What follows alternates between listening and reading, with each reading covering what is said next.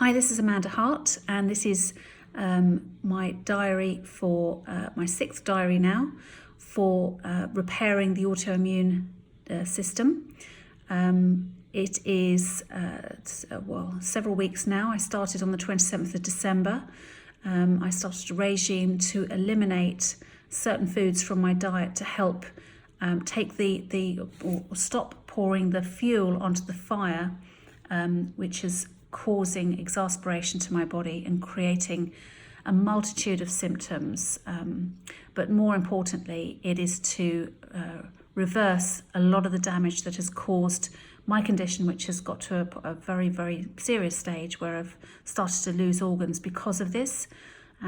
So for me, I've had to take right action before I do any more damage. Now, because I can't get through the NHS system quick enough to actually get the diagnosis that I need to get the appropriate help, I've started to take action and done much of my research through functional medicine and how that can reverse a lot of the damage. Also speaking to surgeons, doctors, practitioners, people who all specialise in this particular area have all guided me to understand that this is the right and appropriate action.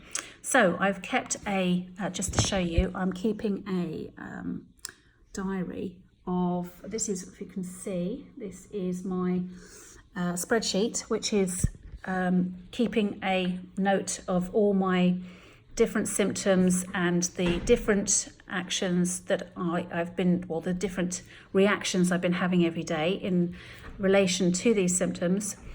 And over the last few weeks, it's been quite interesting. Some of my symptoms have completely gone, such as abdominal cramps, and bloating is starting to reduce. Tinnitus is still at that maximum level. Cramps have started to improve. Fatigue, brain fog, lack of concentration, that kind of thing has started to show some signs of improvement. Interestingly, the mood, I have gone to quite extreme levels over the past few weeks, and I think that's to do with the fact that my body's adjusting. In the first week of going through the elimination of certain foods, which was gluten, dairy and sugar, I had absolutely horrendous head pains, but that was because of the detox process. But my emotions have been, looking at my chart, I've gone for a few days feeling absolutely okay, and then I've gone horrendously sky high. And I think that that's all kind of an adjustment process that's going on.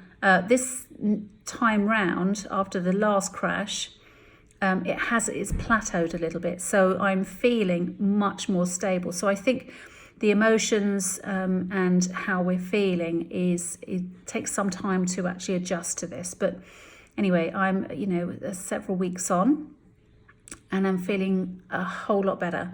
Not only that, my motivation and drive and how I'm dealing with things when these crashes happen is much better. So I guess, there is a period of adjustment which we have to, with anything, as with anything, we have to embrace. I did lose initially 4 pounds in weight, which I believe is water. It's basically a lot of the inflammation that's going on. So when I started to weigh myself, I thought this was going to be a bit of a roll, but I put on 2 pounds surprisingly in the last week. But again, I think that that's because everything is adjusting. So I'm not so worried about the weight loss. That will naturally work its way through. But I am finding that I'm able to walk more and get out more because I've got more energy. So the more energy I have, the more I'll be able to exercise, the more I will eventually lose the weight anyway. So on the whole, this is a brilliant start. And what I didn't want to do, I didn't want to add all the supplements at this stage because I wanted to know whether just food alone, just diet alone, adjusting that was enough to start the shift, and it has been. So I'm going to continue with this for another week.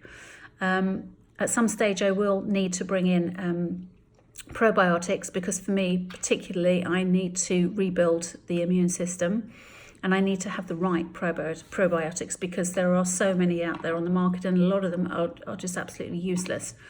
And there are also other supplements that I will need to bring into my diet as well. So at the moment, I just want to see how the elimination of these certain foods are affecting my health and well-being, and how it's adjusting to my state of mind. The other thing, what I have done is I've actually, and is it really interesting, somebody in our Empowering Women group, Dr. Nikki Steinberger, I've actually interviewed her because she reversed her type 2 diabetes and helps other people with this chronic condition. And I will be sharing that interview very soon. But she was talking about replacing something creative into your life when you replace something that has not been a good habit for you. And that's exactly what I encourage my clients to do, and it's what I do. I like to do myself. Usually it would be something like taking up other extra areas of exercise, but because I can't do that, I'm taking on creativity. And I've brought knitting back into my life. I used to love knitting. My grandmother and my nan taught me when I was 5 to knit and crochet. And I think that in itself was how I channeled my creative expression.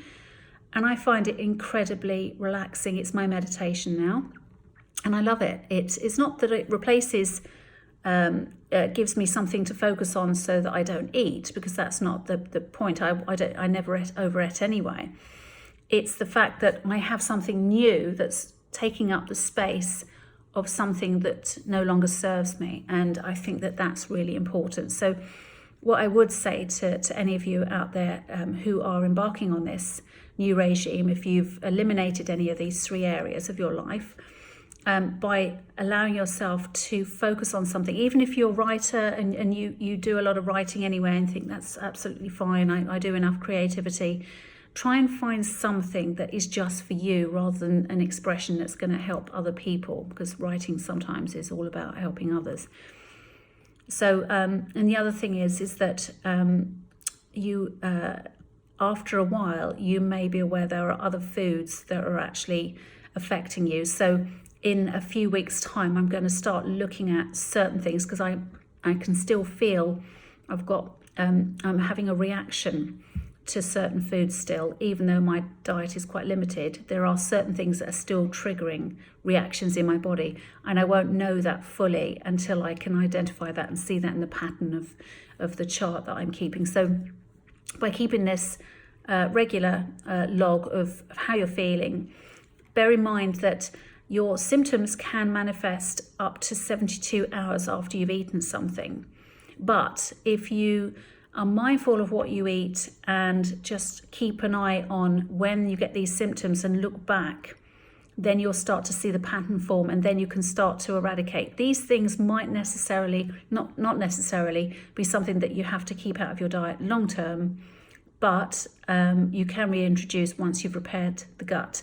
However, it is time that will tell, and this is something that I'm not ever going to totally embrace. I will probably be able to reintroduce dairy and sugar into my diet in about 10 weeks, if all goes well. But I won't be introducing wheat to my diet again, especially after reading all the research on how bad wheat is actually for us. And how it diminishes our life expectancy as well. It's as well as sugar, all of these things do. But not that I want to become faddy with food, but I do want to give myself the best chance I possibly can. So especially with the seriousness of how far my autoimmune disease has got to. So I want to, by the end of this next year, I want to have totally reversed all of this. Which is my aim. So this is, as I say, this is the 6th in my diary, and I'll be posting this out as usual. So any of you who want to ask to be added to this so that they can keep updates, I will gladly add you. And as I say, just make a note of all your symptoms on a log every day and start to look at how much you weigh, how much exercise you're doing, and what symptoms you're getting, so that you can actually pinpoint what's actually going on. But bear in mind, the major foods groups that you need to eliminate are wheat, i.e. gluten, dairy, and sugars. And I'm not talking about sugars as in fruit and honey, but that might be something you have to look at later on. But at this stage, it's the unrefined stuff. It's the refined sugars, the bad sugars. So take care, keep well, and keep fighting. Bye for now.